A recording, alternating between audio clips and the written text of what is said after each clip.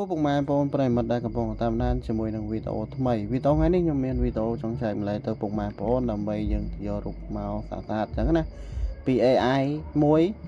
ដែលនៅក្នុង Google របស់យើងអញ្ចឹងណាពុកម៉ែបងប្អូនតែឥឡូវមកខាតពេលយូរយើងចូលទៅកាន់ Google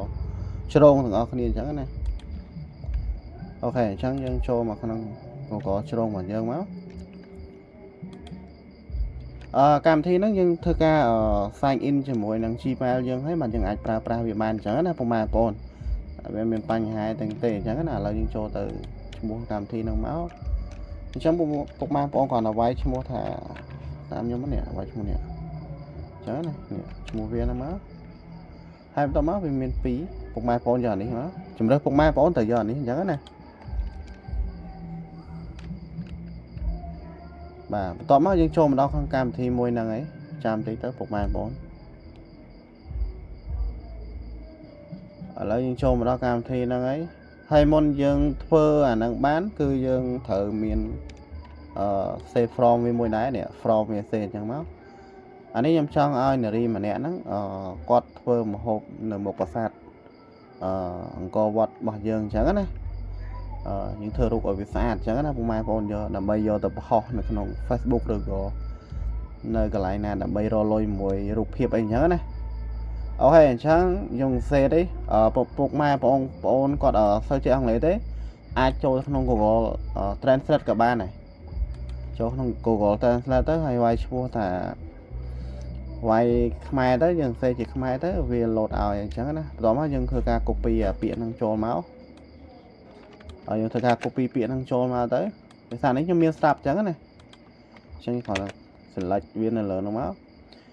កម្មវិធីនេះយើងអាចធ្វើមួយថ្ងៃបានដូចជា4ដងទៅ5ដងអញ្ចឹងមួយដងយើងអាចបាន4រូបអញ្ចឹងណាហើយនេះគឺជាទំហំរបស់វាយើងអាចរើសបានចង់ឆ្លាញ់ប៉ុណ្ណាយើងអាចយកប៉ុណ្ណឹងទៅអញ្ចឹងណាពុកម៉ែបងប្អូនតែភាគច្រើនគឺខ្ញុំយកទំហំប៉ុណ្នេះដើម្បីផុសធំអីចឹងទៅយករូបភាពហ្នឹងដើម្បីទៅធ្វើនៅ AI ផ្សេងទៀតដើម្បីធ្វើជាវីដេអូអញ្ចឹងណាពុកម៉ែបងប្អូនអញ្ចឹងឥឡូវយើងកុំឲ្យខាត់ពេលយូរយើងចុចកន្លែងនេះមក get ហ្នឹងមកតមកវាចេញជាតម្រងធំចេះហើយអាតម្រងនេះគឺយើងអាចយករូបភាពហ្នឹងដើម្បីយកទៅធ្វើជា AI បង្កើតវីដេអូដើម្បីផុសទៅកាន់ YouTube អញ្ចឹងណាពុកម៉ែបងប្អូនឥឡូវខ្ញុំធ្វើការបង្ហោះនេះវាអញ្ចឹងណាឥឡូវរងចាំវាបន្តិចសិនវានឹង slow អញ្ចឹងណាពុកម៉ែបងប្អូនខ្ញុំធ្វើការតេស្តមួយវាដែរ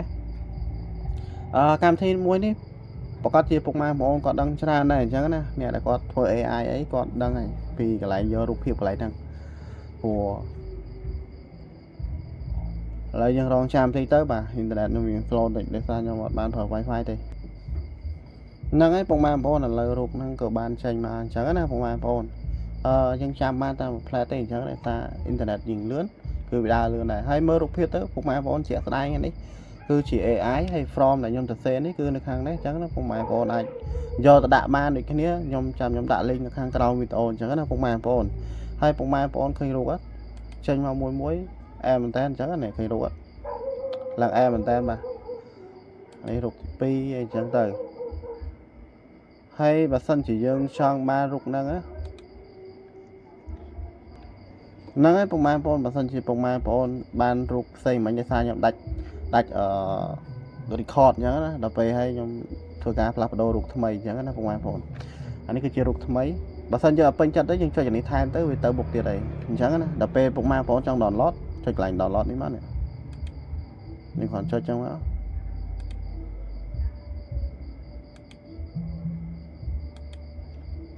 ហ្នឹងហើយប៉ុណ្ណឹងយើងអាចយករូបហ្នឹងទៅធ្វើជា AI បាននៅក្នុងកម្មវិធីមុនដែលខ្ញុំធ្លាប់ប្រាប់អញ្ចឹងណាពុកម៉ែបងប្អូនអញ្ចឹងវីដេអូហ្នឹងគឺមានតែប៉ុណ្្នឹងទេអរគុណច្រើនជួបគ្នាវីដេអូក្រោយបន្តទៀត